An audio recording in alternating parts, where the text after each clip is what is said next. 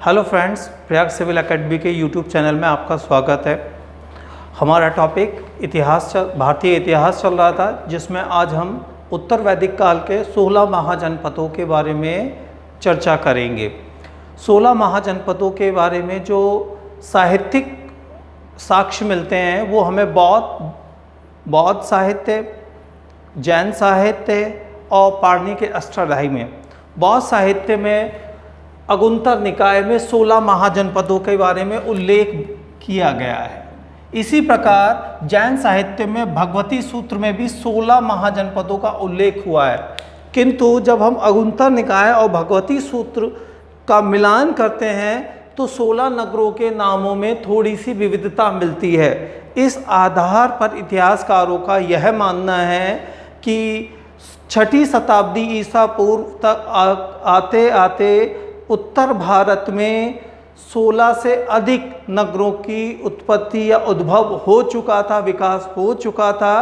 किंतु जैन साहित्य या बौद्ध साहित्य ने उन्हीं नगरों का उल्लेख किया है अपने अपने साहित्य में, जो उनके धर्म से या महात्मा बुद्ध, महावीर स्वामी से संबंधित हैं। संख्या 16 की निश्चित है, किंतु नगरों का विवरण, उनके नाम दोनों साहित्य में अलग अलग मिलते हैं। इसी प्रकार पाणिनि की व्याकरण की रचना अष्टाध्यायी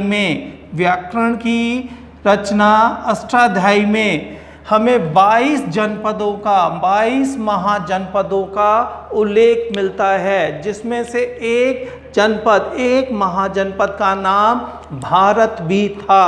ये चीज़ आप ध्यान रखिएगा।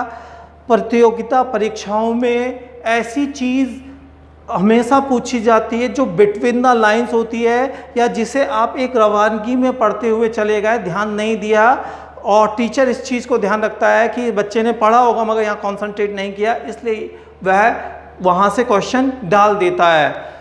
22 महाजनपदों का उल्लेख अष्टाध्यायी में मिलता है, जिसे पाणिनि ने लिखा। अष्टाध्यायी किसकी? व्याकरण की पुस्तक है। इसमें 22 महाजनपद हैं, जिनमें एक जनपद का नाम क्या है? भारत है। इसके अतिरिक्त 16 की जो संख्या है वह निश्चित है। आप किताबों में पढ़ेंगे 16 महाजनपद। अब देखिए, ऋग्वेद में हमें जन के बारे में पता चलता है। जन मतलब कबीला, छोटे छोटे ग्रुप। आर्य भारत में मध्य एशिया से आए। कैसे आए? छोटे छोटे कबीलों के रूप में आए। धीरे समय के साथ साथ वह उत्तर भारत में स्थापित होते चले गए। तो जो उत्तर वैदिक काल है वो जन से जनपद की कहानी को बताता है। जनपद का अर्थ होता है, जन मतलब कबीला, व्यक्तियों का समूह, पद मतलब पैर, जहाँ व्यक्तियों के या समूह ने पहली बार पैर रखा। हम उत्तर वैदिक काल में कबीलों का नहीं, राज्यों का उल्लेख पाते हैं, जैसे कुरुक्षेत्र, पांचाल क्षेत्र में बदायूं, बरेली, फरुखाबाद वाला इलाका आता था, जबकि कुरुक्षेत्र जो था वो दिल्ली और उसके आसपास वाला इलाका है। 6ठी शताब्दी ईसा पूर्व तक आते आते, महात्मा बुद्ध के समय तक आते आते लोहे के प्रयोग और कृषि में रोपण विधि ने अधिशेष उत्पादन में अत्यधिक वृद्धि कर दी, जिस कारण लोगों के पास अपनी इच्छाओं की पूर्ति करने के पश्चात अनाज बच जाता था, जिससे व्यापार वाणिज्य का विकास हुआ और उस भौतिक संपदा ने ग्रामीण परिवेश को नगरों में परिवर्तित कर दिया। इसलिए इतिहासकार इसे द्वितीय नगरीकरण भी कहते हैं। ध्यान दीजिएगा, 6ठी शताब्दी ईसा पूर्व में गंगा घाटी में जो नगर मिले हैं उनको इतिहासकार द्वितीय नगरीकरण कहते हैं।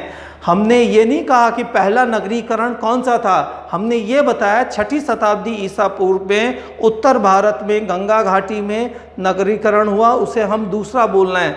जब ये दूसरा है तो पहला भी रहा होगा, और इस आधार पर हड़प्पा सभ्यता को भारत का पहला नगरीकरण कहा जाता है। इन नगरों का विकास सामरिक दृष्टि से महत्वपूर्ण स्थल, राजधानियाँ या व्यापारिक केंद्रों के रूप में विकास हुआ। ध्यान दीजिएगा छठी शताब्दी ईसा पूर्व तक आते आते व्यापारिक केंद्र, सामरिक दृष्टि से महत्वपूर्ण नगर और राज्यों की राजधानियों का विकास हुआ।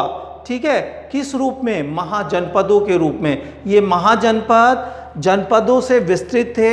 यहाँ पर पक्की ईंटों का प्रयोग किया जा रहा है, साफ सफाई का ध्यान दिया जा रहा है, कुएं का, घेरे वाले कुओं का विकास हो चुका था। अब लोग नदी घाटियों से दूर, ठीक है, मैदानी क्षेत्रों में भी निवास करने लगे थे, क्योंकि कुएं के टेक्नोलॉजी का पता चलने से पानी वाली जो समस्या थी वह सॉल्व हो चुकी थी।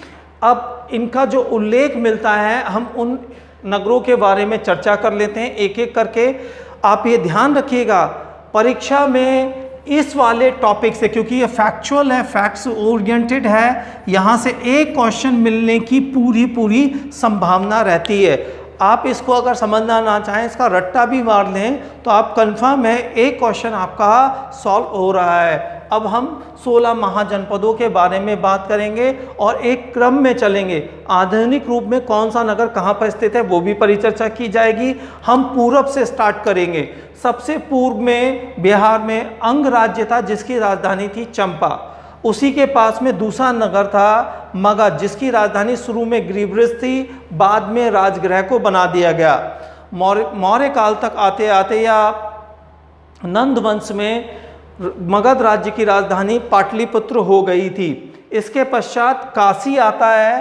काशी की राजधानी वाराणसी थी, जो वरना और इसी नदियों के संगम पर स्थित थी। ध्यान दीजिएगा 16 महाजनपदों में काशी अलग से महाजनपद है। बाद में काशी पर कौशल ने अधिकार कर लिया। कौशल का उल्लेख आप लोग जानते हैं इसके बारे में, क्योंकि राजा रामचंद्र जी कौशल से ही संबंधित थे। रामचंद्र जी के समय पर कौशल की राजधानी अयोध्या थी, मगर 16 महाजनपदों के समय पर कौशल की राजधानी श्रावस्ती थी। श्रावस्ती के बारे में एक महत्वपूर्ण चीज़ यह है, एक महत्वपूर्ण जानकारी यह है, महात्मा बुद्ध ने सबसे अधिक वर्षावास श्रावस्ती में किए और सबसे ज़्यादा प्रवचन भी श्रावस्ती में ही दिए हैं। इसके बाद हमारा आता है सौरसेन। मथुरा और उसके आसपास वाला इलाका सौरसेन कहलाता था, जिसकी राजधानी थी मथुरा। चेदी बुंदेलखंड वाला इलाका था, जिसमें झांसी ललितपुर वाला क्षेत्र आता है और इसकी राजधानी थी सुक्तिमती। फिर इसके पश्चात आता है पांचाल बरेली फरुखाबाद बदायूं वाला क्षेत्र था और इसकी राजधानी थी अहि क्षेत्र, जिसको आंवला कहा जाता है। इसके पश्चात आता है वत्स इलाहाबाद के पास में था और इसकी राजधानी थी कौशाम्बी का जो नामकरण है वो कौसम नामक पेड़ के नाम पर की गई है। हमें महाभारत की कथा से पता चलता है, जब कुरु राज्य हस्तिनापुर गंगा की बाढ़ में बह गया तो कुरु वंश के लोग आकर वत्स में बस गए और वही वंश बाद में वत्स पर शासन करता रहा। कुरु जो उत्तर वैदिक काल का एक महत्वपूर्ण राज्य था, जो पुरु और भरत कबीले के मिलने से बना था। इसकी राजधानी हस्तिनापुर और इंद्रप्रस्थ थी। ये मेरठ दिल्ली वाला इलाका था। मत्स्य राज्य जयपुर के आसपास वाले इलाके को मत्स्य राज्य कहा जाता था, जिसकी राजधानी थी विराटनगर। ध्यान दीजिएगा, मत्स्य राज्य की राजधानी विराटनगर थी, जो आधुनिक जयपुर के आसपास वाला इलाका था। अगर आपको ध्यान हो, महाभारत में जब पांडवों को 12 वर्ष का वनवास हुआ, 13वें वर्ष अज्ञातवास, तो अज्ञातवास का काल उन्होंने विराटनगर में व्यतीत किया था। ये वही विराटनगर है जो जयपुर के आसपास वाला इलाका है। हिमालय घाटी में एक राज्य था काम्बोज, जिसकी राजधानी थी हाटक। उत्तर पश्चिमी क्षेत्र में राज्य था गंधार, जिसकी राजधानी थी तक्षशिला के बारे में ये बताया जाता है, इस नगर की स्थापना राम के छोटे भाई भरत के बेटे तक्ष ने की थी, जिसके नाम पर इसका नाम पड़ा तक्षशिला। अवंती जो मध्य प्रदेश में मालवा वाला क्षेत्र है उज्जैन के आसपास, उसे अवंती कहा जाता है। इसकी राजधानी थी उज्जैन। इसके 2 भाग थे, दूसरे भाग की राजधानी थी महिष्मती। सबसे दक्षिण में गोदावरी नदी पर जो राज्य था उसका नाम था अस्मक और उसकी राजधानी थी पोतन। ये अपने आप में इम्पॉर्टेंट है, यहाँ परीक्षाओं में बहुत ज़्यादा पूछा जाता है, क्योंकि बाकी ये जो 13 नगर हैं गंगा घाटी में हैं। अस्मक ही एकमात्र ऐसा नगर महानगर है या महाजनपद है जो कहाँ पर था, दक्षिण में था, गोदावरी नदी के किनारे। अब इन 14 महाजनपदों में राजतंत्र था। हमने 16 महाजनपदों के बारे में बात की है, ठीक है। हमारे 2 गणतंत्र थे, बज्जी संघ और मल्लराज। बज्जी संघ में 8 कबीले थे, जिनमें सबसे ज़्यादा महत्वपूर्ण था लिच्छवी और जिनकी राजधानी थी वैशाली। ध्यान दीजिएगा, ठीक है। वैशाली को अजातशत्रु ने जीत का मगध राज्य में बना लिया था। दूसरा गणतंत्र जो महत्वपूर्ण गणतंत्र था वह था मल्ल राज्य। इसकी 2 राजधानी थी, पावापुरी और कुशीनगर। कुशीनगर में महात्मा बुद्ध को परिनिर्वाण मिला था, जबकि पावापुरी में महावीर स्वामी को निर्माण प्राप्त हुआ था। इस प्रकार से ये हमारे 16 महाजनपद पूरे हो जाते हैं। ये पूरा फैक्चुअल टॉपिक है, एक क्वेश्चन मिलने की संभावना रहती है, इसको आप अच्छे से तैयार कर लीजिएगा, ठीक है। ध्यान रखिएगा 16 महाजनपदों में राजतंत्र गणतंत्र दोनों थे। ये कोई निश्चित नियम नहीं था कि कहाँ पे राजतंत्र चलेगा।